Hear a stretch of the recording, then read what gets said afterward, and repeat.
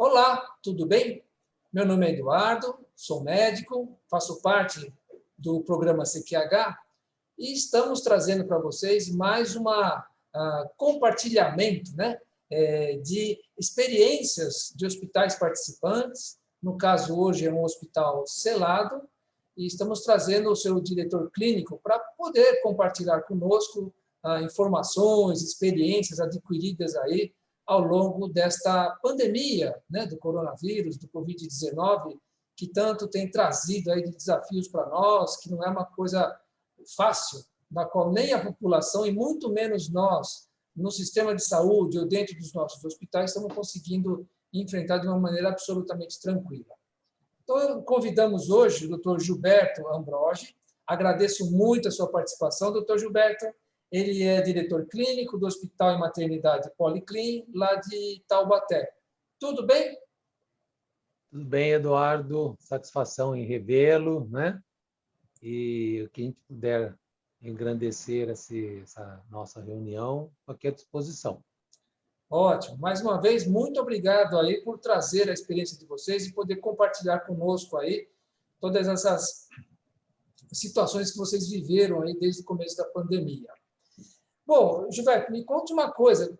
Voltando lá para 2019, né, antes mesmo do início da pandemia, que a gente já ouvia falar de coisas lá na China, coisas que estavam chegando na Europa, já com um monte de casos na Europa, e foi chegar aqui no Brasil lá para março de 2020.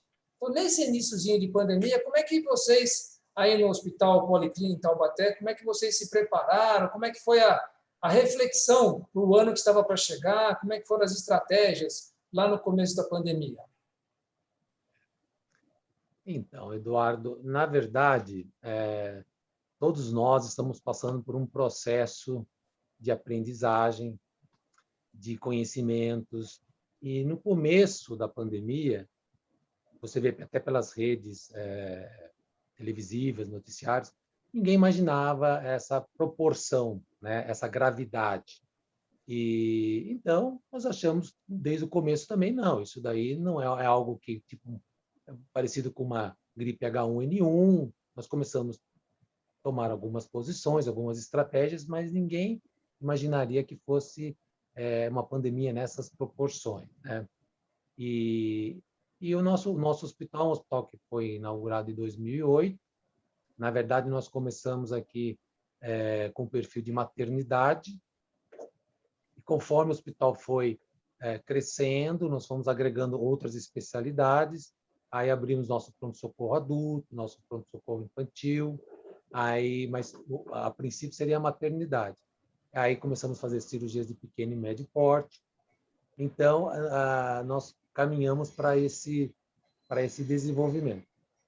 E início da pandemia, a gente não imaginava que seria nessas proporções, mas desde o começo nós já começamos assim iniciar alguns protocolos assistenciais, rever protocolos já existentes, e tanto é que, graças a Deus, em todo esse trajeto nós não passamos assim nenhuma, vamos dizer, uma dificuldade mais séria, vamos dizer assim, porque nós conseguimos sempre devagarzinho antever, sempre assim achando que ia piorar, e realmente cada vez foi piorando mais, e realmente aí estamos nessa situação. Graças a Deus a gente está assim 100% de lotação na nossa unidade de UTI, que é em São José dos Campos. Nossa unidade não tem unidade de terapia intensiva. Nós temos a clínica médica, nós internamos paciente COVID aqui, nós temos um andar só para COVID, internação clínica, mas a nossa retaguarda é São José dos Campos.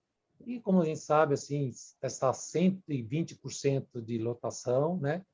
Mas a gente está conseguindo levar com uma certa, assim, sem muito desespero. Porque nós estamos abrindo protocolos, assim, até emergenciais, né? Por exemplo, se eu não conseguir dar conta na minha UTI, nós temos um plano B. Até aqui em Taubaté também, nós estamos seguindo com outros planos, né? Então, mas está sendo, assim, um aprendizado, né? Realmente bacana. Não é fácil. Mas, por exemplo, aí começou a pandemia, vocês, assim como todos nós, acabamos sendo atropelados pelo volume de internações específicas para a COVID. E como é que vocês se ajustaram assim? E os leitos destinados para outras especialidades? Vocês acabaram convertendo tudo para a COVID? Como é que foi essa experiência? Então, na verdade, que o nosso hospital Policlínico de Taubaté é uma filial, né?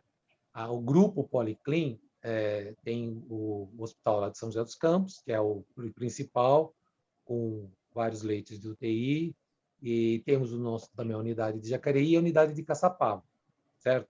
Então, no começo da pandemia, nós tentamos fazer um fluxo de atendimento, né? Então, como aqui é um hospital assim, tem um perfil mais cirúrgico, né? A gente tem atende pronto-socorro, tudo, mas tem um perfil mais cirúrgico. Então, a gente deixava para encaminhar esses pacientes, nós fizemos uma transição nesse período de encaminhar pacientes para Jacareí, esses pacientes clínicos, né? Para Jacareí e para a unidade de Caçapava. Fizemos essa estratégia. E lá eles se especializaram em esse atendimento no paciente em enfermaria, né? Se complicasse, ia para 9 de julho na nossa unidade de terapia intensiva. E aqui Taubaté ficou mais ou menos reservado para continuar as atividades cirúrgicas e ficamos um bom tempo assim, sem praticamente paciente COVID aqui em Taubaté. Só encaminhando para essas duas unidades e casos graves para 9 de julho, outro hospital de São José dos Campos. E isso tem mais ou menos até uns 3 meses atrás, a gente estava conseguindo internar um ou outro paciente aqui. Agora, de março para cá, nesses 2 meses, aí teve um boom que nós tivemos que realmente fechar um andar inteiro para setor COVID, né? Então, agora, nesses 2 meses, nós realmente fechamos o andar, a enfermaria toda, para se dedicar exclusivamente a tratamento de COVID de pacientes de enfermaria. Tá. E a UTI não, perdão, o centro cirúrgico, vocês acabaram tendo que transformar em UTI ou tiveram que adaptar para uma situação emergencial aí? Não chegamos a precisar fazer isso, mas nós temos um fluxo de atendimento, porque nós temos um pronto-socorro, porta aberta, né? E muitas vezes o paciente chega e agora, como a nossa UTI está 100% de lotação, demora um pouco para transferir. Então, nós temos um plano realmente assistencial, o paciente fica aqui, muitas vezes, internado, entubado, muitas vezes, né? E aí, se chegou o segundo paciente, aí já tem outro fluxo de atendimento, que esse paciente vai para um setor no segundo andar, onde tem um respirador, e vai ficar internado lá até conseguir uma transferência para a UTI, né? E teria o terceiro plano, se realmente não tivesse nenhuma condição de manter esses 2 pacientes, não conseguisse vaga em nenhuma UTI, aí nós realmente fecharíamos as salas cirúrgicas e montaríamos a unidade de terapia intensiva. Já deixei acertado com os anestesistas, com uma equipe lá de São José, se caso precisasse, a gente faria isso. Mas não chegou... Não cheguei, não precisei fazer. Mas tem tudo desenhado no plano de ação, né? Porque a gente não sabe aí que proporções que vai tomar, né? Que situação complicada. E vocês acabaram vivendo aí em Taubaté essas questões aí relacionadas ao contexto que vocês vivem aí de fechamento da Ford, né? Muita gente sendo demitida. Isso acabou impactando também vocês aí no hospital ou só foi um impacto mais na sociedade? Foi mais na sociedade, porque, na verdade, a Ford, mesmo com esse desligamento dos funcionários, eles têm um plano ainda tem uma certa carência, né? Então, eles continuam utilizando o plano de saúde. Então, para a gente, não diminuiu o atendimento. Que poderia ser, desligou esses funcionários, vão para o SUS, né? Para a rede pública. E não, a gente continua atendendo essas pessoas porque eles têm uma carência, né? Então, eles continuam utilizando o plano de saúde. Então, para a gente não modificou nada o atendimento, nem aumentou, nem diminuiu. Nem aumentou e nem diminuiu. Não. Tá. E com relação o quadro de pessoal, né? Desde o corpo clínico até a enfermagem, vocês acabaram perdendo pessoas ao longo desse processo pela Covid, com mortes de profissionais de saúde? Não. Graças a Deus, nós não tivemos, viu? E, na verdade, o índice de infectados aqui no hospital foi muito baixo, tá? Nós fizemos desde o começo um treinamento muito intensivo com o pessoal da enfermagem, com o pessoal da fisioterapia, nossa, nos ajudou pra caramba, nós crescemos bastante, nós temos uma boa interação entre as equipes. Mas essa infecção, essa pandemia pelo Covid nos trouxe assim, uma interação muito melhor, porque assim, não adianta, nós temos que trabalhar de uma maneira multidisciplinar, multiprofissional, senão a gente não consegue nada. E realmente agregou bastante. Nós fizemos vários treinamentos de segurança e surtiu um efeito muito satisfatório, porque, na verdade, os funcionários que se infectaram, olha, eu não me lembro de nenhum ter falado, eu infectei no hospital. Eu geralmente infectei porque a minha cunhada estava infectada, porque eu fui lá numa festinha no final do ano, mas assim, falar, não sei de onde peguei, acho que eu peguei do hospital. Não vi nenhum caso. Então, isso eu fiquei muito satisfeito, né? Mas você sabe que essa é uma experiência interessante, porque conversando com colegas de outros hospitais, essa experiência meio que se repete. Porque dentro do ambiente hospitalar, as pessoas acabam se protegendo, e é justamente no ambiente familiar que a pessoa acaba, né, se vulnerabilizando à medida que dá um beijo, um abraço, tira a máscara, né? E tivemos todas as festas aí de final de ano, Natal, primeiro de ano, Carnaval.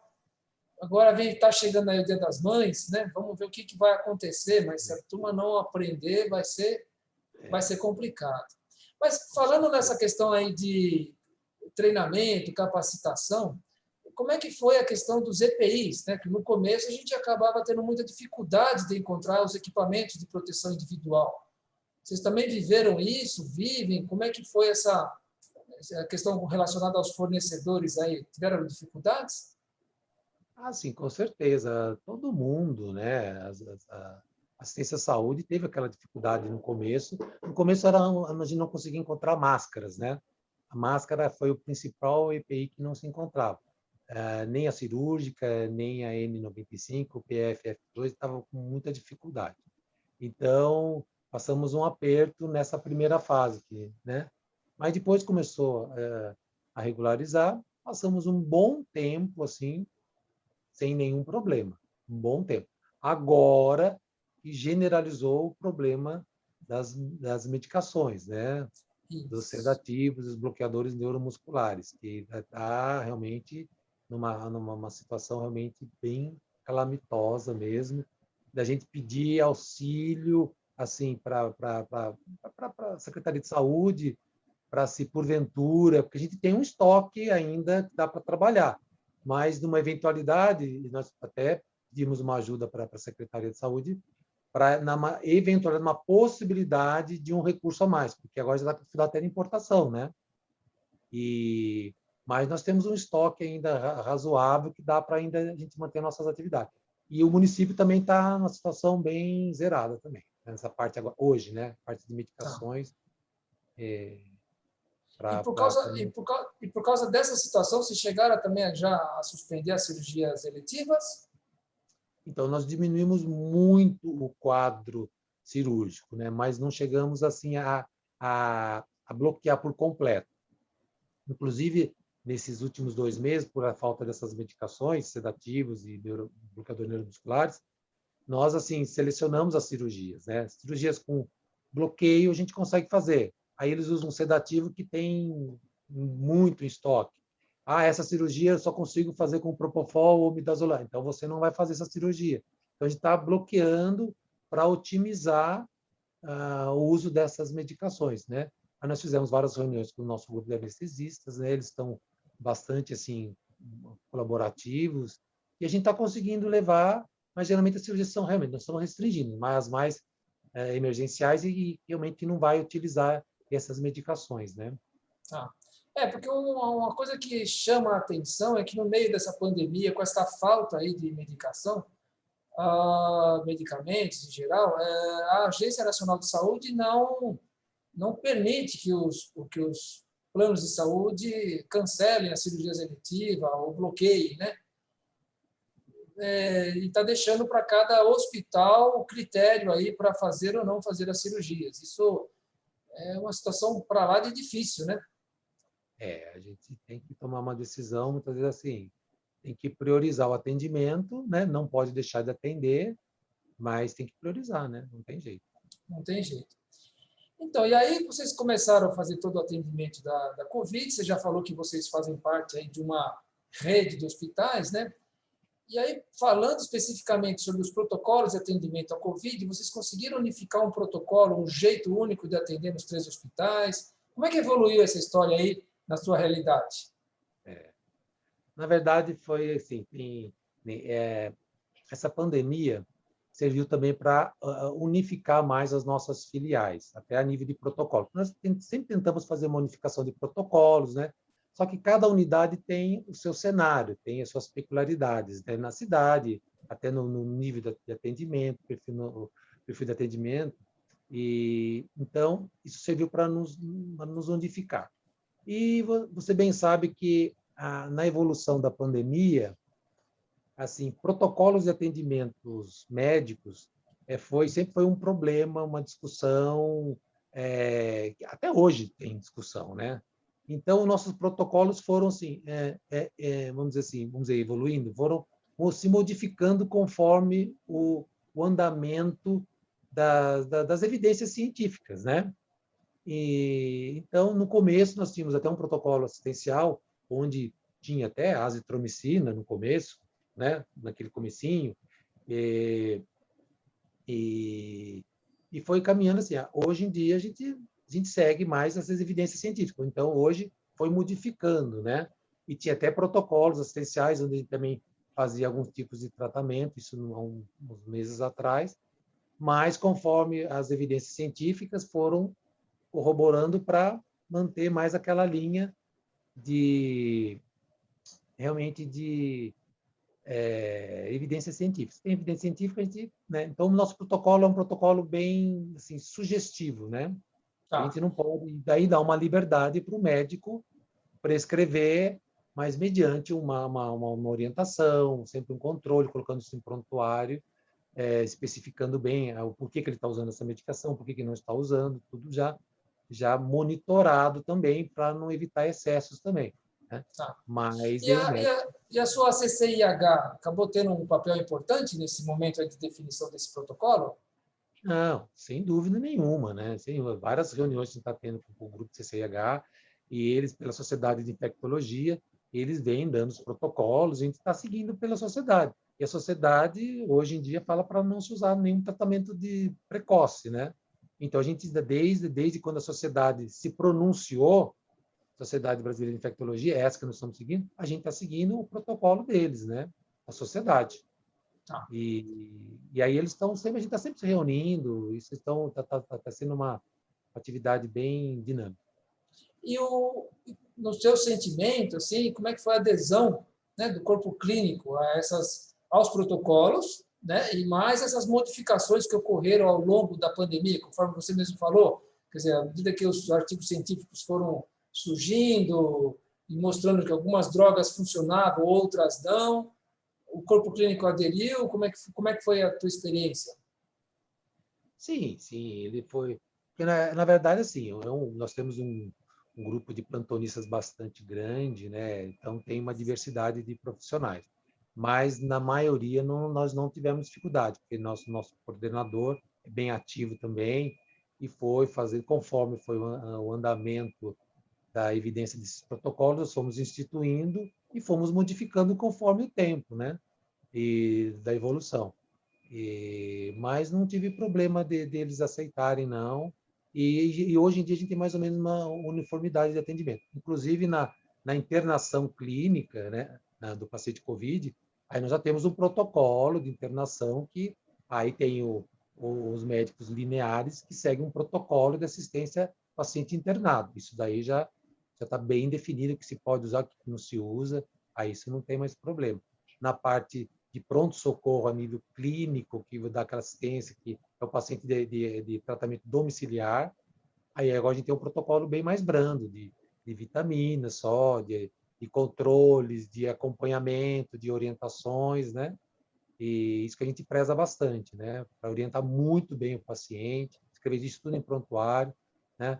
E a gente tem um controle com esses pacientes que passam aqui, para qualquer evidência de piora voltar, e tem um critério de internação, que aí não internou, o paciente aí já entra com todo o protocolo de internação. Aí já é um protocolo único, não tem divergências, né? Tá. Tá? E pensando também um pouco na prevenção, o hospital chegou a tomar alguma atitude de, junto à sociedade, divulgar formas de prevenção, junto à comunidade, exatamente para que as pessoas, né, usarem máscara adequadamente? Vocês chegaram também a ter esse tipo de ação junto aí à cidade de Taubaté? Não, oficialmente, eu não me recordo, Eduardo. Falar para você, não me oficialmente. Aí eu teria que ver com a minha administradora se teve alguma coisa que não oficial que fizeram. Às vezes tem tantos treinamentos, tantas ações sociais que elas fazem que eu, assim, de cabeça eu não me recordo. Não vou falar para você, Tá, não me lembro, tá? tá. Não porque fazendo a prevenção a gente vai conseguir, né, evitar que as pessoas cheguem ao hospital. Então, às vezes, alguns hospitais foram extremamente proativos em termos de também levar, além de tudo que o governo também já fez, levar a informação, né, da conduta adequada aí em termos da prevenção. Bom, mas aí você falou que adotaram alguns protocolos, esses protocolos foram se modificando, e vocês tiveram tempo de medir os resultados, enfim, da eficácia desses protocolos e de maneira a promover melhorias, ou vocês foram acompanhando, enfim, como é que foi Porque essa evolução? realmente, porque foi uma evolução muito dinâmica, né? Então, nós temos todos os dados compilados, mas nós não conseguimos gerenciar ainda, porque, na verdade, foi algo muito dinâmico. Gerenciar esses protocolos, aí nós não conseguimos ainda não, porque foi uma mudança, uma evolução, né? Nós temos todos os dados compilados, nós estamos agora gerenciando alguns dados, algo que nós estamos terminando uma fase de gerenciamento. Vai falar que gerenciando todos esses protocolos, não conseguimos na totalidade, não.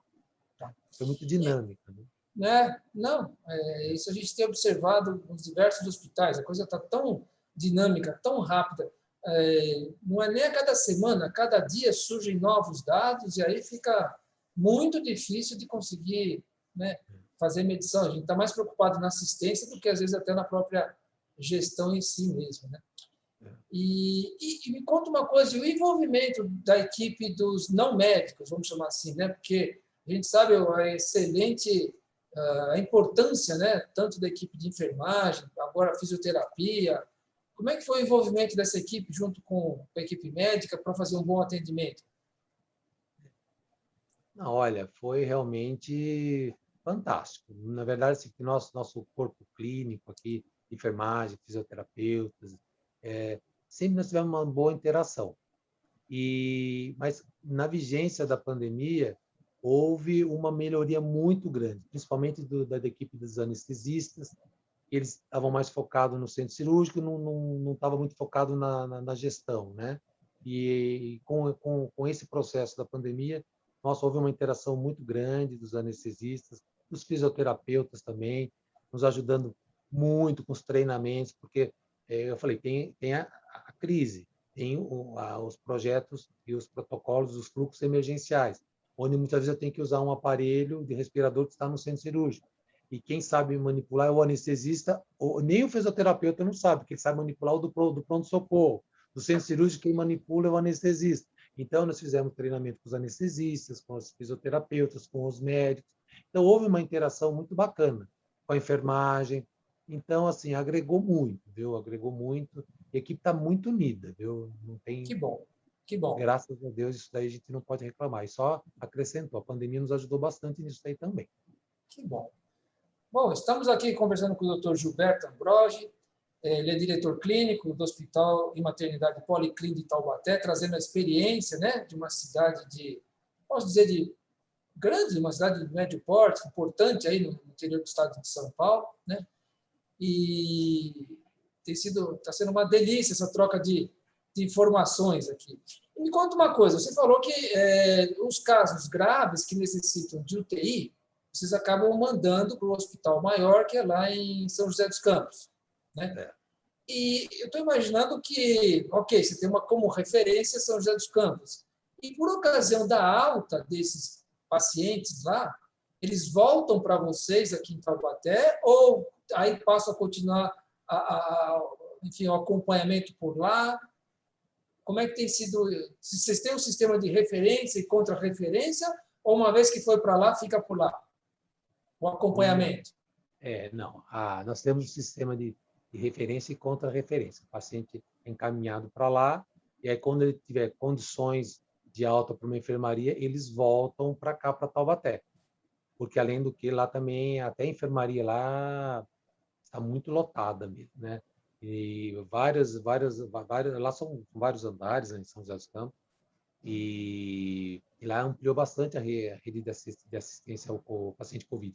Então, lá também continua com dificuldade. Então, é referência e contra-referência mesmo. Aí a gente termina o tratamento aqui em Taubaté.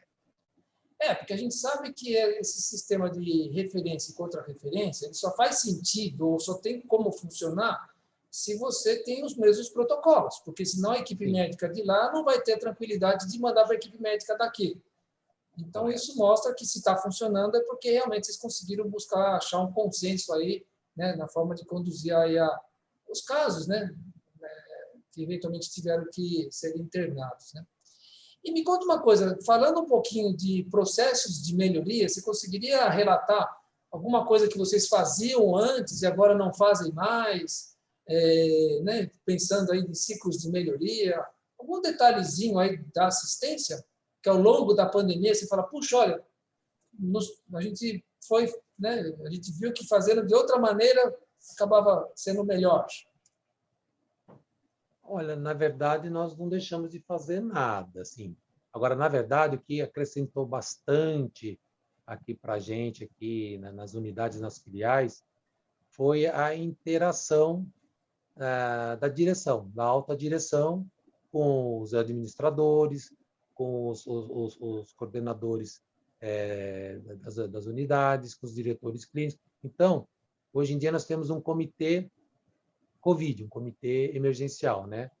E esse comitê, a gente tem de 1 a 2 reuniões semanais, através desse aplicativo mesmo, que a gente está fazendo essa nossa reunião, e que é fantástico, né? Como aproxima as pessoas, como facilita, né? Essas trocas de informações em tempo real. Então, a gente tem feito 2 vezes por semana, de 1 a 2 vezes por semana, essa reunião com os administradores. Então, a gente vem o estoque, a gente fala com a pessoa do estoque, a gente fala com a chefe de enfermagem lá de São José dos Campos, a gente fala também com o chefe do RH, por causa dos absenteísmos, a gente fala isso tudo no mesmo tempo. E isso otimizou bastante o processo de interação entre as filiais. Então, nós ganhamos muito com esse processo. E só conseguimos através da pandemia, porque da pandemia, falou, não, pessoal, nós temos que... Isso aqui é um grupo, não adianta eu tomar uma atitude aqui em Taubaté, sendo que São José está de uma outra maneira, Caçapava. Então, essa reunião serviu para aumentar essa interação das filiais. E está sendo muito, muito produtiva, porque a gente consegue falar com todos os setores da empresa em tempo real e já tomar as providências, né? E é muito prático, interessante. Muito produtivo. E antes vocês não tinham nada parecido? Não, tinha reuniões mensais, e aí ia ter que ir para São José presencial, aquela perda de tempo, né? Então, hoje em dia, a gente faz 2 reuniões por semana, assim, sem grandes dificuldades, e numa reunião não dá para você colocar todos os agentes de todas as unidades, né? Da parte financeira, RH, farmácia, não. Agora eu consigo, numa reunião, agregar várias pessoas de várias unidades, 4 unidades, numa reunião para todo mundo debater, trocar ideias, um ajudar o outro. Ah, tem uma ideia aqui. Ah, não, esse protocolo aqui, que vai seguindo o protocolo. Ah, não, isso aqui também manda para mim isso, faz isso para mim. Então, a gente, olha, agregou muito, muito essas reuniões com do Comitê Covid que nós abrimos, né?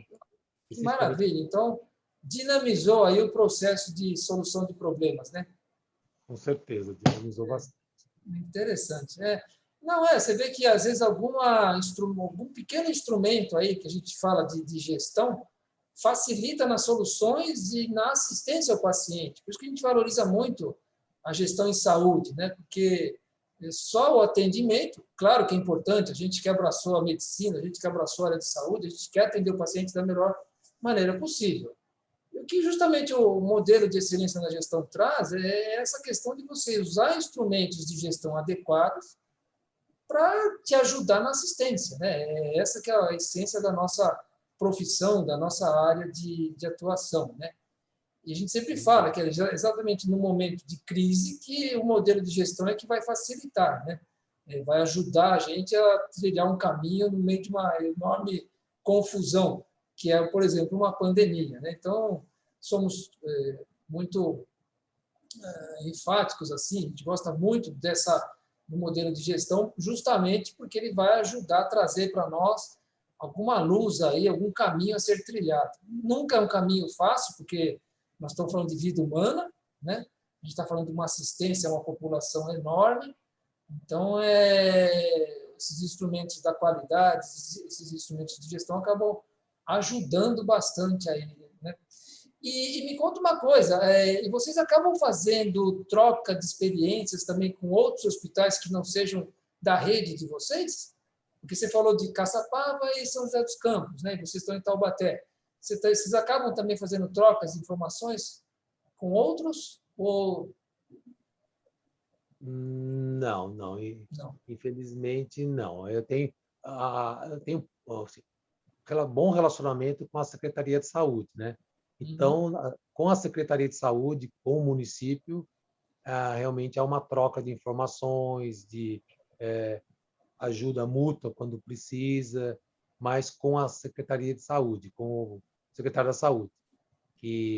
Mas com as entidades particulares, a gente não tem assim, interação, né? E por falar em Secretaria de Saúde, como é que tem sido aí a questão da vacinação para vocês, para os profissionais de saúde do hospital? Conseguiram? Já foram vacinados? Como é que está aí em Taubaté? Já foram todos vacinados, a gente não está tendo dificuldade, não, tá?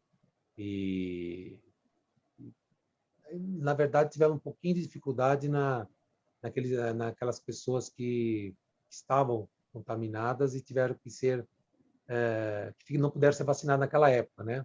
Ah, Mas isso teve um problema aqui no município, né? E ainda tem alguns profissionais pendentes que ainda não conseguiram ser vacinados.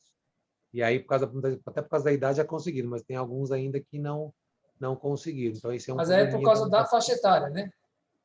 da faixa etária conseguiu vacinar, mas, por exemplo, tem alguns colegas médicos que, por estarem infectados na época da vacinação, não Ah, puderam ser vacinados. E agora eles já podem ser vacinados, só que não conseguem dose para ser vacinado. Então, essa é uma deficiência ainda de Taubaté, que eu conversei com o secretário da Saúde semana passada, ele ficou de me resolver. São poucos médicos, acho que dois médicos que tem aqui que não foram vacinados, porque estão aguardando ainda vacina, né? Mas, o secretário da Saúde ficou de resolver essa situação. Vamos ver, né? que bom, que A bom. parcela é muito pequena. O Hospital das Clínicas, acho que foi a semana passada, fez uma publicação interessante, mostrando que eles conseguiram também vacinar todo mundo, todos os profissionais do Hospital das Clínicas aqui de São Paulo, e a redução, na verdade, né, da incidência de doenças lá da Covid caiu drasticamente, né? Caiu drasticamente, inclusive não tiveram mortes. Então é um trabalho bastante interessante, que é uma luz no fim do túnel, né, para a gente, né? Quer dizer, puxa, que bom, mostra que tem todo um questionamento se a Coronavac vai pegar ou não aí essa variante, né, as novas variantes. Por enquanto parece que está bem interessante os resultados, né? Assim como lá numa cidade em Serrana, que é no interior do estado de São Paulo, a Butantan vacinou todo mundo na cidade e também está conseguindo aí bons resultados bastante promissores. É o que a gente precisa, de uma luz no fim do túnel, né? De que temos Isso um mesmo, caminho a seguir. exatamente. Tá bom. Olha, eu de novo, só tenho a agradecer, doutor Gilberto, aí a sua contribuição para nós, nessa troca de informações, troca de experiências, né? E principalmente em trazer a experiência de vocês no enfrentamento dessa pandemia da Covid aí em Taubaté. Só tenho a agradecer, muito obrigado. A ideia é compartilhar essa experiência com os outros hospitais participantes do programa CQH, porque é assim que um vai ajudando o outro, vai dando ideias para o outro, para todo mundo poder evoluir e prestar uma melhor assistência aí aos pacientes, que é o nosso grande objetivo aí profissional, né? Algumas palavras ainda de encerramento, doutor Gilberto? Então, eu só quero agradecer, né, realmente o modelo CQH nós adquirimos com o maior orgulho, né? Olha, nos serviu muito, muito para enfrentar essa pandemia com muito mais facilidade, viu? Porque depois que nós passamos por esse processo do CQH, houve uma interação maior com as equipes, os protocolos ficaram muito mais evidentes, ficou mais fácil. E tudo que é protocolado, você tem um fluxo de atendimento, um fluxo você tem um norte, né?